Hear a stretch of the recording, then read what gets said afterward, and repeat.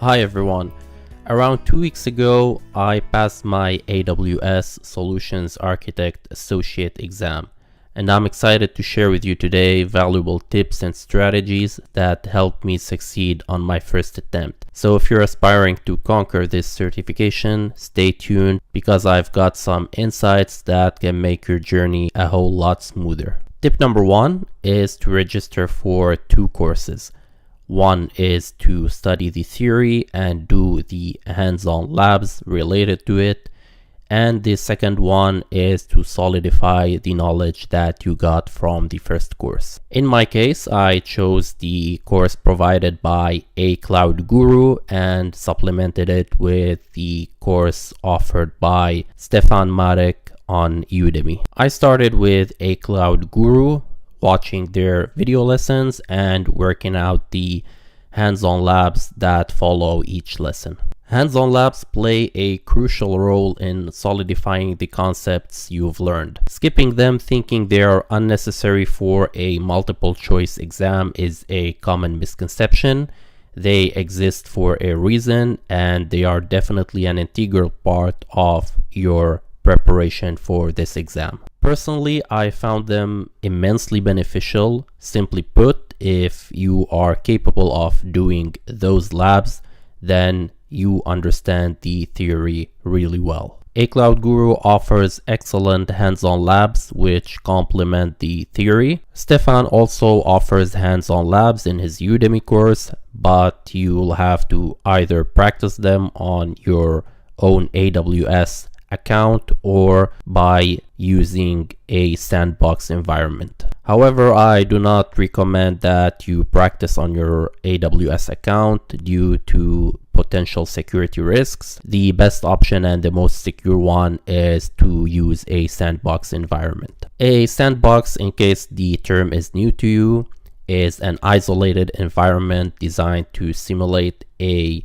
real AWS account where you can practice safely without any security risks, because this virtual account will be detached from your real AWS account. In my case, A Cloud Guru offered such an isolated environment for their hands-on labs, which was enough for practicing for this exam. So I didn't actually opt for subscribing or upgrading to a full-scale environment or any other sandbox. Tip number 2, avoid taking notes. Unlike the foundational course, the material for this course, the AWS Solutions Architect, is really dense. Just make sure you pay attention to the tutor's explanation during the videos and avoid taking notes as it's very time consuming and exhausting. Instead, just consider downloading a brief document which includes all the key points required for the exam.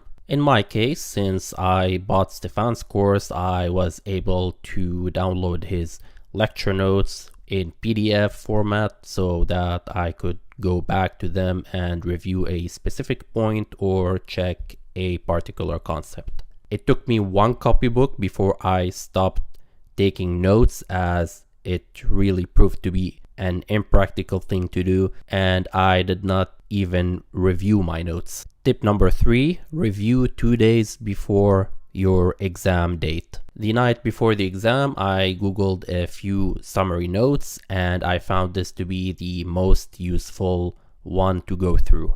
It has 16 sections where the notes are neatly summarized. I'll include the link below so that you can check it, and I recommend you bookmark it so that you remember to go through it before the exam. I recommend you start reviewing 2 days before your exam date in order to have more time. I did it 1 day before, but it was really exhausting. It took the lion's share of my day, and that's why 2 days in advance is much better and it will give you more flexibility. Now let's address some common concerns. So when it comes to exam location, whether it's online or on-premises, I do prefer the on-premises option because test centers handle all the arrangements for you. I actually have a full video on how to choose between on-premises and online. You can check it in the link above. Are there any prerequisites for this exam?